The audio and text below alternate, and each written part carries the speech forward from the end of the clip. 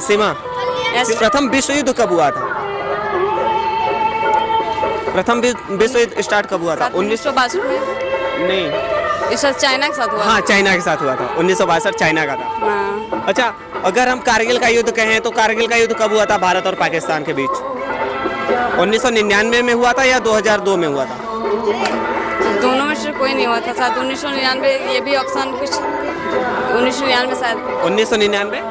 मेरे को कंफर्म नहीं, क्योंकि इसके साथ पहले हुआ था क्या? नहीं, 1999 में ही हुआ था कारगिल।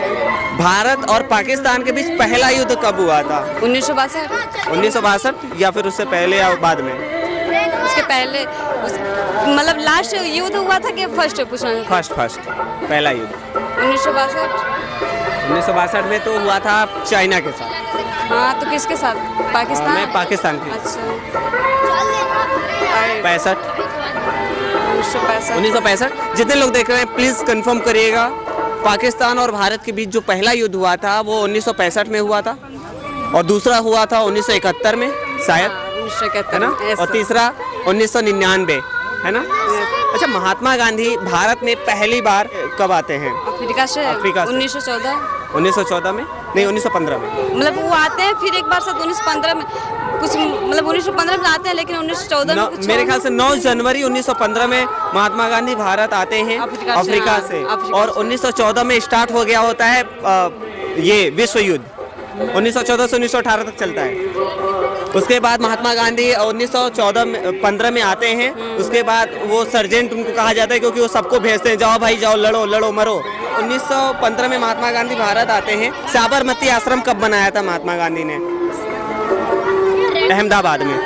1916 में शायद। 1916 में। 1917 में महात्मा गांधी का पहला आंदोलन भारत के अंदर होता है, चंपारण सत्याग्रह, है ना। देखो, मतलब रिमाइंड हो जाए, आपके माइंड में आ जा रहा है वो चीज। पढ़े हैं वो, इसे डेली पढ़ रहे हैं तो हाँ, तो होगा ही। राजकुमार शुक्ल ने महात्मा गांधी को चंपारण बुलाया था, चंपारण बिहार में, जहाँ पे महात्मा गांधी गए, और वहाँ पे 3 कठिया जो सिस्टम था, नील की खेती जो हो रही थी, तो उसी को चंपारण सत्याग्रह कहा गया। उसके बाद 1918 में उनका मिल मजदूर आंदोलन था, मजदूरों के साथ वो धरने पर बैठ गए। हाँ, पूरा ये। अच्छा, इतिहास का एक ऐसा दिन जो मतलब बहुत भयानक था, जलियांवाला बाग हत्याकांड, या माइंड में आ रहा है कि कब हुआ था? 1919। क्या बात है, 13 अप्रैल 1919 में हुआ था जलियांवाला बाग हत्याकांड। हाँ। और आंटी जी, थोड़ा सा वो कैमरा लगा हुआ है सामने। तो जलियांवाला बाग हत्याकांड हुआ था, है ना, अमृतसर में। अमृतसर में, हाँ, 1919 में होता है। बहुत मज़ा आ रहा है मुझे आपसे बात करके, और इतना सारा नॉलेज उन लोगों तक पहुंच रहा है जो लोग तैयारी कर रहे हैं, या फिर पुलिस का भी पेपर देने वाले हैं बहुत लोग, उनके लिए भी बहुत खास हो जाता है ये वीडियो। आप किसी भी एग्ज़ाम की प्रिपरेशन कर रहे हो, आप एक नॉर्मली आम नागरिक हो, कोई तैयारी नहीं कर रहे हो, फिर भी आपके लिए बहुत ज़रूरी है, इतना नॉलेज तो होना ही चाहिए।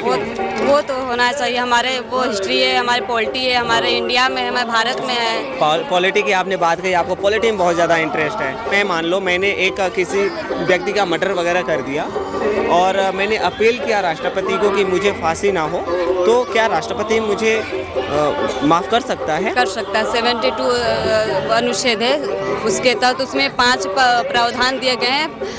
उसमें मतलब कि कुछ वो आपका है जो कार्य, वो मतलब कुछ फांसी सजा है, राष्ट्रपति माफ़ कर सकता है। अगर आपको कुछ ऐसा मर्डर किए हैं तो वो अधिकार राष्ट्रपति के पास है, वो आपको मतलब माफ़ कर सकता है, अगर राष्ट्रपति वो चाहेंगे तो। बहुत बढ़िया, बहुत बढ़िया, सही है। राज्यपाल भी माफ़ कर सकता है, फांसी की सजा रुकवा सकता है, ये अधिकार है राज्यपाल के पास?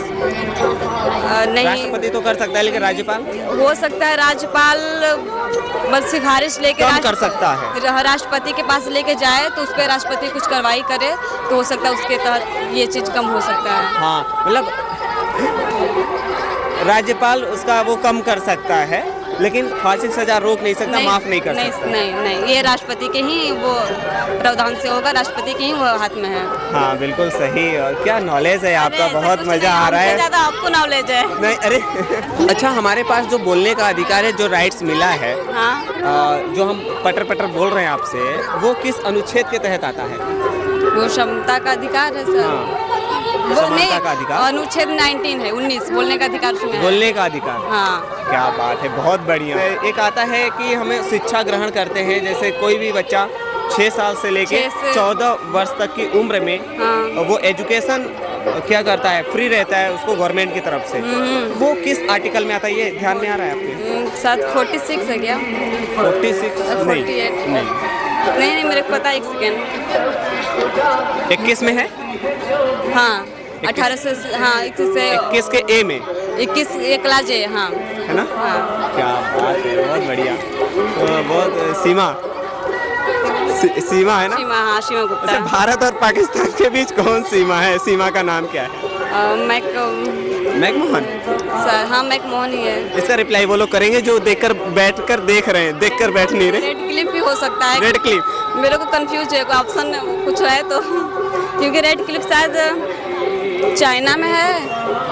आई नो नहीं, ये रेड क्लिप ही होगा। Red clip I don't know, मेरे को कंफ्यूज है। नहीं, सही है, रेड क्लिफ ही है ना। हाँ, और बाकी चाइना और ये भारत में मैकमोहन है रेखा है। हाँ सही है, बिल्कुल सही है। अब बस करते हैं। ओके। ये तो आप भी अंदर अंदर गाली दोगे, नहीं, बहुत ऐसा पूछ कुछ रहे नहीं है। लेकिन मजा तो आ रहा है। हिस्ट्री से पॉलिटी पे शिफ्ट हो गए, कब हो गए पता ही नहीं चला। जब मतलब डिस्कस इस तरह से होता है ना तो बहुत मज़ा आता है और हो ही जाता है ऐसा से। तो आप यहाँ पे रूम लेकर पढ़ाई कर रहे हो या फिर घर पे रहते हैं? नहीं, यहाँ पे तो रहते हैं। घर ही है? हाँ मामा जी के यहाँ। हाँ, हाँ। मामा के यहाँ। यस। आपकी फ्रेंड है, बहन है? वो मासी जी की बेटी, बहन, सिस्टर। अच्छा, तो आप वहाँ पे काहे हेलमेट लेकर घूम रहे हो? बाइक से हो आप लोग? हाँ आप जाना चलाते हो? नहीं नहीं हाँ। चलाते नहीं है।